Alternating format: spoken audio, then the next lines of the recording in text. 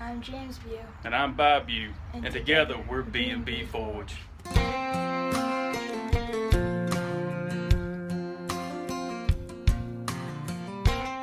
So welcome back to B&B Forge. The other half is finally healed. And today we're going to be working on Flint strikers. And why are we making flint strikers? Because I have a Boy Scout trip coming up soon. So we just recently found out that Junior here, who has been in the Boy Scouts, well, Cub Scouts to Boy Scouts, has just got accepted as one of the few scouts who gets to represent the state of Virginia in the Boy Scout National Jamboree that's coming up next year. Unfortunately, that trip's a little pricey, so we're going to see if we can come up with some ways to raise some money for him so that we can afford to send him up to the trip and have him some little spending cash when he's there. So I've come up with the idea of trying to make flint strikers, since hey, it's Boy Scouts and what goes along with Boy Scouts but campfires. So stay tuned and we'll see if we can get this done. All right. Turn a long ways. All right. Now hit it. I think I missed. Yeah, you did.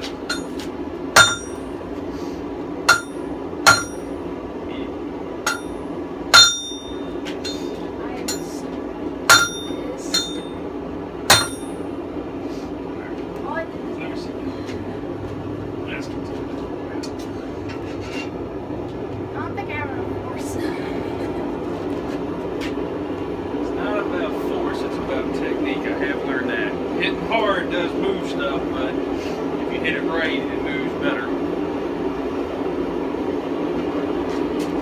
So you just got to remember, it's not about how hard you hit something, it's making sure you're hitting it at the right spot, the right angle.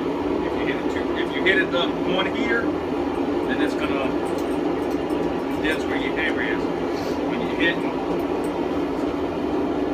I know you've heard Alex Steele and all of them talk about it on theirs, but they hit it, it's a half on, half off, so that you drive. And what you're doing by doing that on that angle, it's going to go what? Like path of least resistance. So when you hit it, it's going to push it down and shove that other piece out. So you do come in, half on, half off.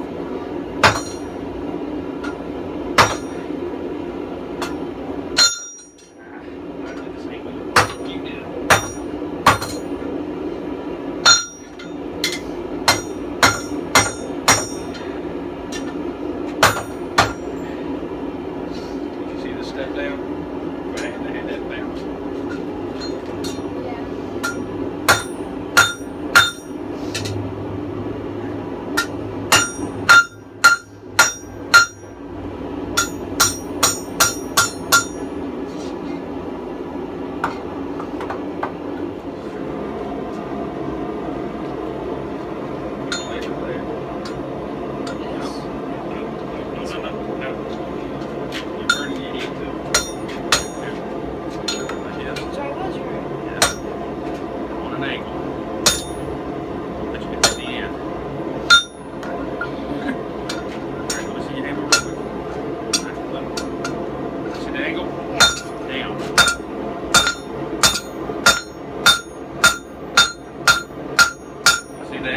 See what they did?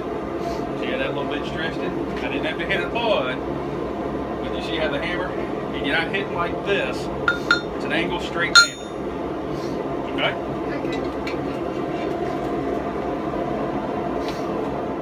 Alright, so while we're doing this with my kid, I got my hands on what I thought was a pretty good deal on some 4140 round 1-inch stock to make my hammer out drift. Local branch of a big chain called Metal Supermarket out of Richmond, Virginia. I was able to get a 3-foot piece of 1-inch round stock of 4140 for under 30 bucks. Everywhere else I could find it was 2 foot for over 30, so I think that's a good price. So what we got going on is there's only one problem. It's hardened, and I gotta anneal it.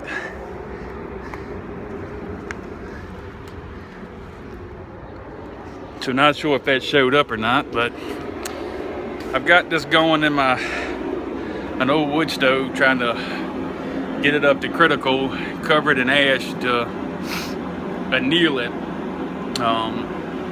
After reading everything that I could find on it, it sounds like the easiest way to do it is to get it in there, get it as hot as I can get it for as long as I can hold it, and then cover it in the ash that's in the bottom. I've got about 1.5 inches, 2 inches of ash, but I figure if I can throw it plus some coals on top, shut it and seal it by tomorrow morning or sometime tomorrow, she ought to be good and cool and good and soft. So I'm hoping that'll work.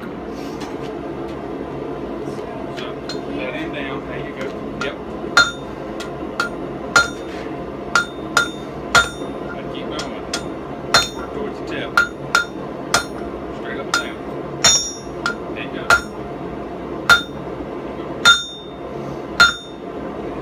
Alright.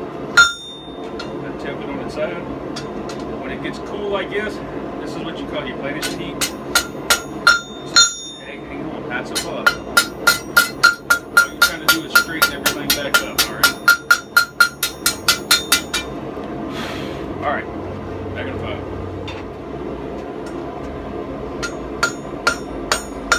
Do that over there.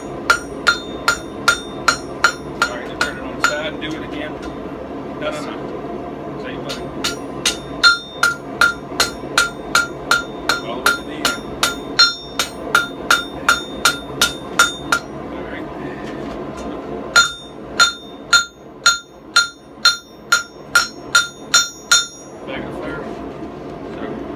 Up. Just tap it. Slide that forward. Keep it. See where it goes? Bring it over like that. Pull it back on. Pull it back on here. Pull it back sideways. Pick that end up. Pull it back. You want to keep that hot portion always on that. Like get on the next one, put it up in there. So we'll come in here like this.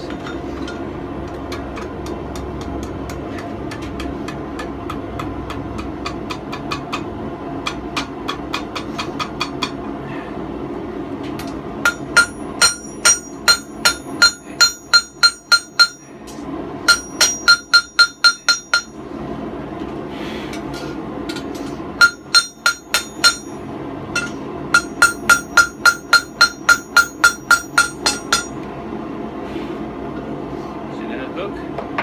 Alright.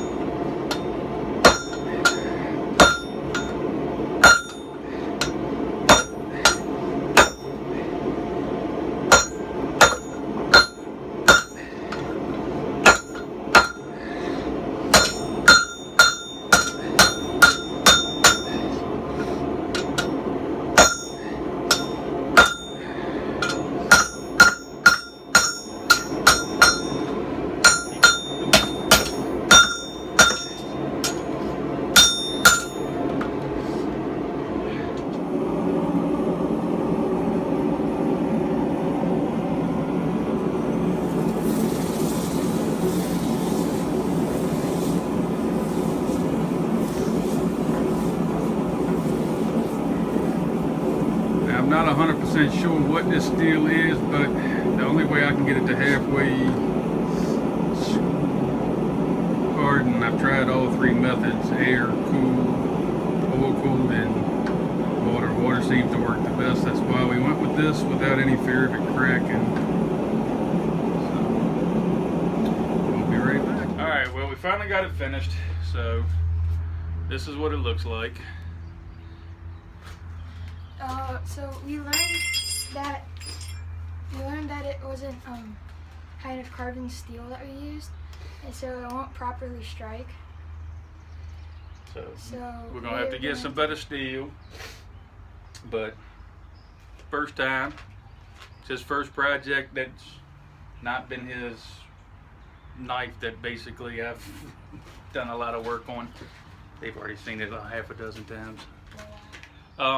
So come here. Hey, come here. Boy, you got an attention span of a gnat. I found a shiny Typical teenager. I found a shiny thing. Yeah, ooh, shiny thing. He's got ADH shiny thing. Educational. Thanks for watching. If you liked what you saw, give us a thumbs up. If you didn't, give us a thumbs down. I don't care. Give us a comment if you have any suggestions on types of material to use for strikers, or any other ideas that you think would be a good thing for a scout to make in order to do a fundraiser towards going to the National Jamborees, because I could tell you I'm proud of this one for making it. So, from bandbforge, we'll catch you on the next one.